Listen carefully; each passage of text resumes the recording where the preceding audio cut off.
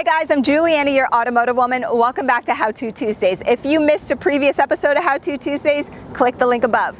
Trust me when I say you don't want to miss How To Tuesdays. I save you time, I save you money, and I feature some pretty cool tech. Like today, on behalf of my friends from Porsche, I'm going to show you how to open up the rear trunk and then how to adjust the tailgate height, because it's pretty cool.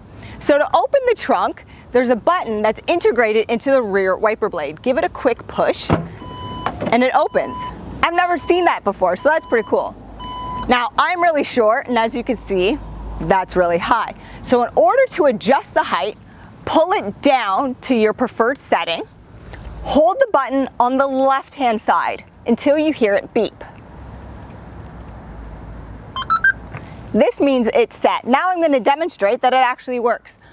On the right-hand side here, if you push that button, it closes the door for you and locks it, but I'm not going to do that.